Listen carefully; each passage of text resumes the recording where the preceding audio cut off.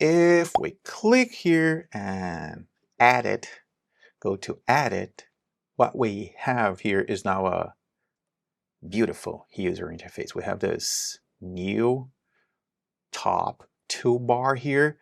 I can see that most of the, if not all of the features are here from before. But one thing I miss here, and I don't remember if this existed or not, is an undo option. Because if I do something like this, I can use Command Z on my Mac, probably Control Z on Windows to undo, but I don't see a button here. I don't remember if we used to have a button here, but if we didn't, if it wasn't here, I think this is a great opportunity to add one. Another new feature here is this drop-down menu, and here we can find two options that are very welcome. Fit to window, which is this one here, and we can also use fit to page. It's a much larger option to read, and we have the zoom here, so we can do this and read it in a more comfortable way. One thing I don't like here, I don't know if you're seeing this, if it's coming through on the recording, but if there's this flickering when I switch to another page, and there's another problem if I go to a specific page using the thumbnail here. See, it goes to the middle of the page instead of starting from the beginning. And when I first tried this, I was trying it on my MacBook Air, and I thought that this was because the screen was small, but this is I think it's a 26-inch screen, so it should start here. There's a space for that, so let's try this 150. See, this one starts at the beginning. Yeah, maybe it's the zoom, but it should, I think it should start in the beginning. It's more, makes sense to start in the beginning, right? Okay, enough with that. So let's try this highlight here. Let's highlight a portion of this text here because I want to show you another thing. So now we have the option to, this was already here, okay, include annotation summary. This existed in the past, but it was a very hidden, it was a checkbox, I guess, around here. Most of my clients didn't know that existed because it was kind of hidden. So we can now tap here, and now it's selected. And if I save this document, it will create this page. It's a first page with the summary. Now, there's a bug here. As you can see, the highlight is not in the correct place. I tried this in many PDFs. I'm seeing this in many PDFs, and there's something that they changed to. It used to be, let's click here. It used to be that when I selected this option here, and now it's not selected anymore, weird, I would see the summary page here, also see it here as the first page. And now it's only available here from the note view, okay? So I think it should be here. And yeah, I don't know why this is not checked anymore, but there is another option here, view only annotated pages. This is interesting because then I don't think this existed before, and now we can see only the pages that we annotated. So let's go to view all pages. Let's create other annotations here so I can show you another feature. Okay, save this. See what I mean? This is not a feature I was talking about. This is a bug.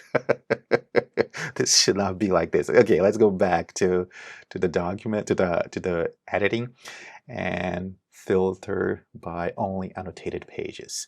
And from here, although there is no undo button, you can select all annotations, but be careful with the all. The all means only all in this page, and you can also clear annotations, but again, it's only on the page that is on screen. So if we want to do this with the others, we have to go to that page and clear the annotations on the other pages. This is also weird. So maybe it's something with the PDF view, not the new feature.